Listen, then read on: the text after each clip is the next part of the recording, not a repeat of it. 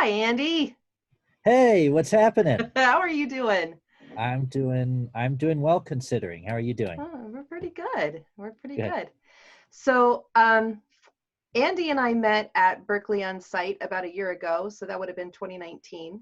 Hmm. And I am ashamed to say that I do not know how to pronounce your last name. So I'm going to let you tell us a little bit about yourself. The last name is Sydow, and it rhymes with kiddo, as my grandma says. So that's how you Perfect. can remember too. Um, well, I'm a musician, a singer-songwriter. I do kind of Americana rock and roll, Paul Simon, Jackson Brown, Tom Petty kind of stuff. And I went to CU Denver for a jazz piano. I graduated in 2013, and then was just touring, playing music under my name, Andy Sydow, and teaching private lessons. And then a couple years ago, I got really into composing, so I took the 5 online classes for film composing and continued on from there. I also have a podcast called Middle Class Rock Star that I do, and I think that's it. Just a little of this and a little of that. Nice. How long have you been? So you're talking, when did you graduate? And then how long have you actually been having this more as your professional gig? Well, I graduated in 2013, and it's been since then. I quit. Oh, I quit Wahoo's Fish Taco the month I graduated, and then I started working at a piano bar, a dueling piano bar, and I did that for about 6 months. And as I started teaching, I phased out of the piano bar because I wanted to play original music on the weekends. nice. I think I've been to that piano bar. Is it down in It's Lodo? it's under what's the fancy steakhouse called right by Coors Field. Yeah. It used to be called Sing Sing, and now it's Howl at the Moon. I was there when it was, I think when it was Sing Sing. Yeah, That's how long ago it was. Awesome. Maybe I saw you. Hmm. it's a cool spot. It was fun. Yeah. Okay, so you talked a little bit about the genres, but how would you describe the music that you create beyond the genre? Using more of maybe emotional based words, like go to the next level. Oh man, that's emotional based words. I might need an example. Well, yeah, I'm actually thinking about how to answer that correctly. Um, yeah, it's Americana, folky kind of stuff. I've written a lot of heartbreak songs. Yeah. Can you give give me an example of how to describe it using emotional words? Well, I think you talking about the breakup piece of it, some of those life experiences that are, that influence your work. Yeah, sure. Well, I'm in a happy relationship now, so the topics have changed over the past few years. But um, I write a lot about. I think everything is maybe a little bit autobiographical, even the things that aren't quite stem from something that happened. So I really delve into that, and so there was a lot of heartbreak songs in there, a lot of feeling worthless songs, um, low self-esteem songs. I think whatever phase I'm going through um, in my life, I tend to write towards that, even if it's not always a specific story of something that happened. I always write towards that, and I think right now, um, my dilemma and my thing that I've been using for influence is I am happy. I'm in a great relationship. We just moved into our own place. Um, Life is good, but I'm career wise not where I want to be, and I'm hustling and I'm doing everything I can, but I'm nowhere near where I want to be career wise, and that's been, I think, my biggest internal conflict is Mm. what's the best thing to do to get from A to B. Am I good enough to get from A to B? And you have those moments of self-doubt and those moments of uh, the whole array of the whole spectrum of things. But that's been a big influence on me lately. Is life's good, I'm happy, but maybe it sounds selfish, but it's like, it's not, that's not where I want to be. I want Right. those career goals. Sure. So you talk about the career goals. Tell me a little bit, what are your goals? Ever since I was in high school, I wanted to sell out 500 to 1,000 cap rooms playing original music. And my goal has stayed pretty much the same. I've gone a whole lot of different directions to try to get there that are maybe I didn't predict, but that's it. I'd like to have a loyal fan base. I don't ever, I mean, I'll take whatever, I guess, but I would rather have a small loyal fan base than, play Red Rocks for 2 years off of one hit and then everyone forgets about you or whatever. And we're not in that world as much anyway, but a small loyal fan base. And as I've gotten older, I've thought, well, 2,000 cap rooms would be okay too. But the goal I've had since I was 15, 16 years old when I started really writing songs has stayed pretty consistent. Well, and you've opened for some decent at decent venues for some decent names. It's not like you're just sitting in a coffee bar. Yeah. There's been some cool shows, and I was actually just talking about with Allie a few days ago. I was sort of lucky that I got a bunch of really cool shows right before the quarantine. I've had some stuff canceled. We had a tour canceled, but I didn't have any huge like national opener things canceled. Those sort of fit in there. My band opened for Co Wetzel at the Ogden Theater, which sold out, and that was really cool back in December. I did a solo date with Brett Dennen, who's been one of my favorites since high school. And then I did a couple shows, one out in DC and one in Denver with Chuck Prophet, who's been a favorite songwriter of mine. And yeah, there's been, I got to open for my biggest musical influence, Anders Osborne, on New Year's Eve Wow. 2 years ago. So there's been some cool shows for sure. Yeah. Great energy to pull from. It's very Absolutely. inspiring. Yeah. So share this question might sound complicated. I don't want it to be, but based on your response to the emotional basis of your music, we'll have a go. Yeah. Share one time when what could have been considered a failure ended up being a success.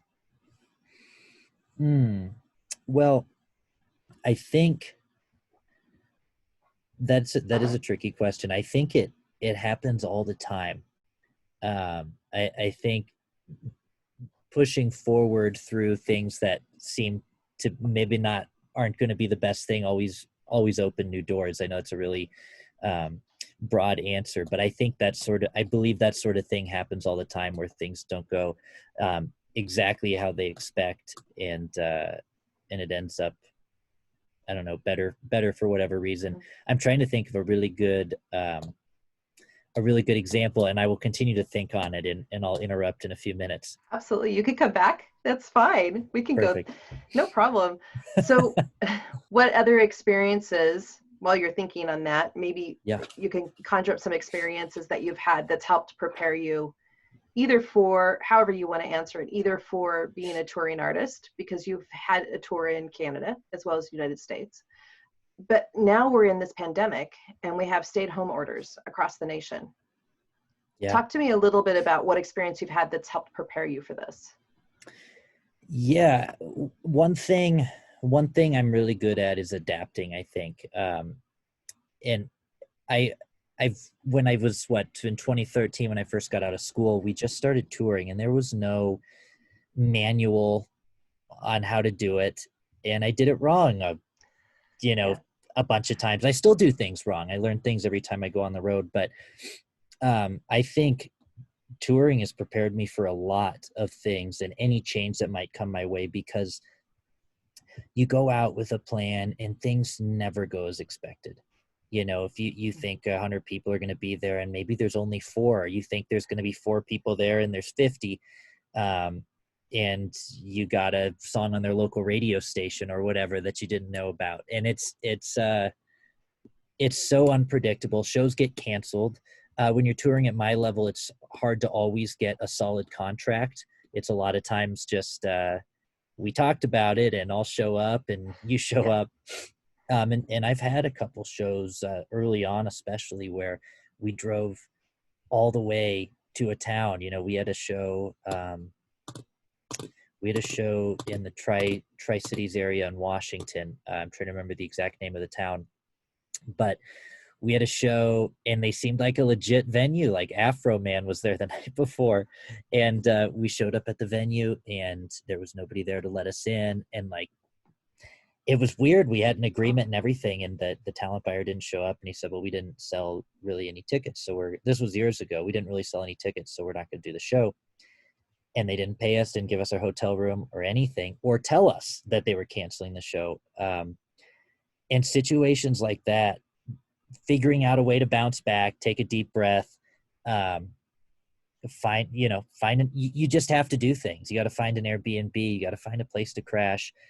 And those experiences give me confidence and hope that no matter what happens with our industry, I'm serious about what I do. I love what I do.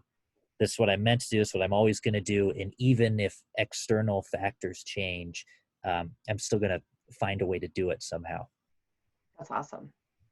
That's Sorry awesome. For the really long answer. No, I love it. I love it. I love it because it's really great insight to have. There are so many people who are going to be watching this interview who are in the shoes of beginning a tour process. You know, once the pandemic is lifted, you know, they're creating plans right now. They're creating business models to help that process along. They have goals and dreams that are not too different from what you've described. And I think it's good for them to hear that it might not always turn out, but to use it as motivation to move forward. Yeah, absolutely. And I think even with that situation, you know, we got our last laugh in the end. A couple years later, you know, we got to open for a much bigger band, the Greyhounds out of Austin, in that same town. And it was a full show. It was a ton of fun. I actually just did a solo set that night. It was, I guess, just last summer. My gosh. And the band was on tour, but it was just a solo set for that night. And we showed up and it was a great set. And it was just down the street from the venue that had not shown up a few years prior. And I made a joke into the mic. I said, the last time we were here, it was, you know, it was a really bad experience. And I explained what happened. And I said, oh, you know, I was really pleased when I drove into town and saw that they were out of business, and everybody started laughing and clapping, and a couple people stood up. So it was just funny because it goes around, comes around, you know. And sure, karma is a thing anymore. Yeah. Like, well, if that's how they're doing business, you know, you know, there are different business styles, and some work and some don't. So, you know, we'll leave it at we'll leave it at that. We'll leave it at that. Yeah, exactly. So tell me about your favorite, or what you believe up to this point your greatest accomplishment has been. Oh, that's such a tricky one. I think being able to sustain with my band for 3.5 weeks and everybody come back with a little money. I would say, I know it sounds like a weird one, but we tried it so many times and, you know, unsuccessfully, to where we start to break even and make money on some of these tours. And last summer we went up to Canada and around the US some too, and we were out for about 3.5 weeks, and you know, we're not getting rich, but everyone came back with a wad of cash in their pocket. And I'm really proud of that I was able to do that for myself and for the band as well. That's awesome. I think that's a fantastic, not that my opinion counts, but that's a fantastic accomplishment considering the arena that you're playing in. Yeah. It's quite it's a huge arena. Cause you don't have a contract.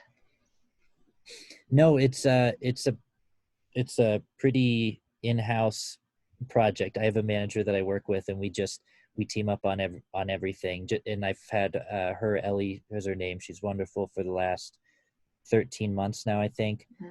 And it's just awesome because there's two brains now. And when we do things, we'll just get together and divide it up, knock it out together. It's awesome, but it's very much an in-house operation. There's not a booking agent company or anything like that.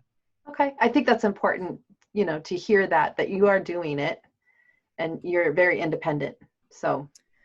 And it's not that I wouldn't take a booking agent at all. Right. And it's also not that I can't get one. I got that question from A lot of friends are starting to tour and stuff. Um, we're at this weird point where I would really love a large scale booking agent, but we are not quite attracting them yet with where we're at.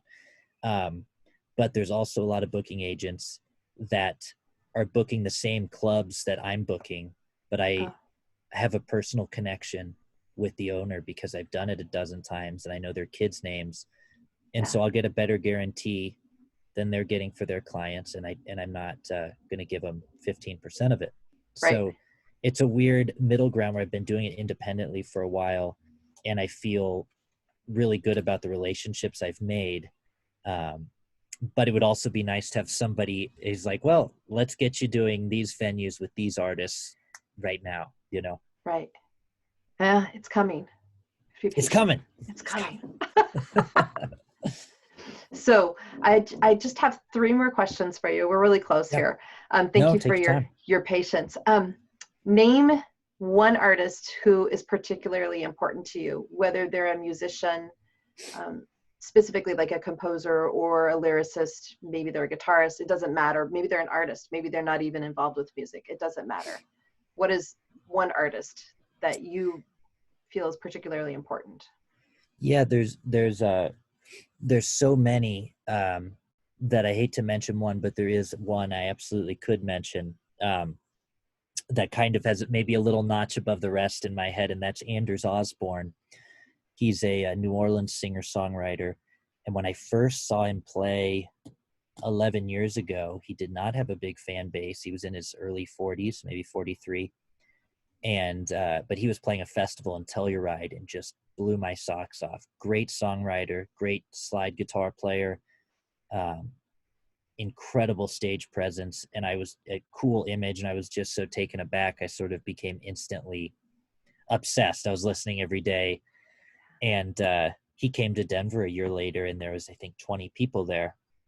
And since then, he's grown so much to where he's really a household name with songwriters and in certain scenes as well. And he's the size of an opener at Red Rocks, or he can sell out 1,200 cap rooms when he comes through town or anywhere in the country. So it's been really fun to watch him grow the way he has. And I've just always had a very special connection with his music, and I think him as an individual as well. Have you ever met him? I met him. Back in 2014, I got a guitar lesson from him backstage at the Boulder Theater. Nice. That was, and he had already recognized me because I'd been coming around for so long and standing in the front row. You're and, one of and those. One of those, largely a little older audience too, right? But like, I was always there like this, teenager or early 20s or whatever. So I think I was probably easier to recognize in the crowd because I wasn't the demographic. But I ended up getting a guitar lesson from him backstage at a show, which was so cool. And he talked about things that I'd never heard from anybody before. Like, when you're taking a solo, thinking about where you are. If you're in a club, low notes might bounce off the walls really well. If you're at a big outdoor festival, those high notes ring and hit the edge of the audience. It was cool. And then New Year's Eve a couple years ago, my band actually opened for his in Netherlands, and that was just awesome. Wow, what an honor! It was so freaking cool. I bet. So like top memories. That's an accomplishment. Yes. that there's this category with this artist that you're speaking of that kind of hits some of the things that we've talked about today. So that's fantastic. Yeah. Thank you for sharing that story. Oh, absolutely. Absolutely. It was the best. And it was crazy too, because we're sharing a green room, and he came in just business as usual doing his thing. And I was like a huge fan, but also I was there doing business as well. So it was just a funny, mixing the two. I have to ask you this question. When you get around, this isn't even on my list, when you get around people who you admire, that, I don't want to say famous because that's not necessarily the cliche term that I want to use, but somebody that you really admire. Yeah. How do you react and interact? Probably horribly. No, no, it's it's I turned into like I the goofy teenager. It doesn't matter who it is. I'm like, oh, I get weird. hello. Yeah. No, you know what? Music. I think I have two different ways. Like musically, um, I don't treat it any differently than a normal situation. In fact, I probably play better because I always love the challenge. I always love the. It's not like it's competitive by any means, but I have that competitive, like I'm going to do really well tonight. I'm going to do really well tonight. And when you're around an idol, I don't shy away from that at all. I think probably take it up a notch, Awesome. because, I'm going to play my ass off. But uh, Yeah. backstage after the show, you're going to see Fangirl for sure. And I told him, I was Sure. like, hey man, I know you're sick and you want to fly home, but we're going to take some selfies first. And he was cool about it. Oh, that's awesome. Well, that's part of their job too. Yeah. Keeping the fans happy is important. Yeah, Yeah. absolutely. So Absolutely. what advice would you give artists, regardless of their age, as they're, embarking on what they want to do with their music careers? Yeah. I see a lot of people, since I've been in school, and I guess I got my undergrad 7 years ago now. And I've seen a lot of people with more talent than me drop off. A lot of people drop off, and a lot of people settle for something other than what they want to do, and because it's maybe a path that makes more money, or the path that they chose is really hard. But the people I see that are pursuing what they really want to do uncompromisingly, if that's a word, it's I see good things happening to those people. And so I think if you want to be a touring artist, figure out a way to do it.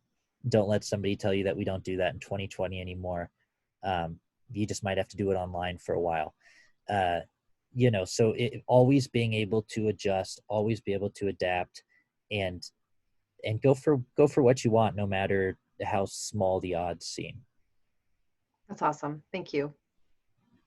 Yeah, absolutely. Great. Yeah. So this is I should have said this in the beginning. This is for one Yeah. of the classes that I'm taking called Developing Your Artistry. And part of the reason why I didn't share that in the beginning of our conversation was because they actually asked us to pick somebody that we admired to interview. Oh And my I gosh, really thank have you.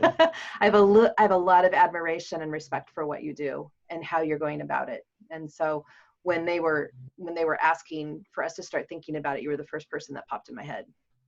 I think Well, that, I'm yeah, so honored that you asked. I mean, it means a lot. I really, really appreciate that. absolutely. Absolutely. So do you have anything else you'd like to add? Well, I was thinking about the past question, and sorry I wasn't more prepared on it. That's all I right. was on the spot. Yeah. Um, usually you can BS your way through questions if you don't know, but that was a tough one. That was a tricky question. But I think one thing, not that I thought it was going to be a bad experience, but when I started a podcast a couple years ago, and it proved to be a whole lot of work. And I started thinking, is it really worth doing, because it's so much work and I'm not really gaining anything from it. It's just a buttload of work. And I actually took a break from the podcast for a while for that reason, and brought it back with renewed energy. But I realized without realizing in the moment how great it's been. It was a miserable experience at first when I started it, and that's why I stopped for a while.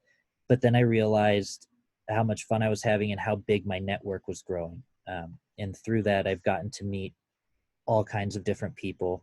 I interviewed somebody in South Africa this morning, and the growing the network and meeting new people and getting the name out there was something that I was forcing myself to do it first, and then just became like a great experience and something that I absolutely love doing now.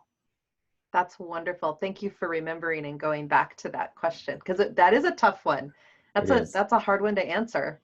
Yeah. So, well, thank you so much for your time. Thank you for sharing and being willing to answer some of these questions that I'm asking of you. So Oh, absolutely. It was a treat. I appreciate it very much. And thank you for thinking of me. I'm honored. you're welcome. I hope that we get to collaborate in the future. I hope so too. Let's do it. Let's make it happen. We're a Zoom meeting away from anything these days. Absolutely. And I will set up my microphone.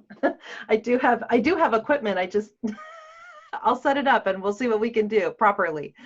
Yeah. Okay, Yes, well, that sounds great. fantastic. Thank you, Andy. Thank you. I appreciate it. Okay, bye.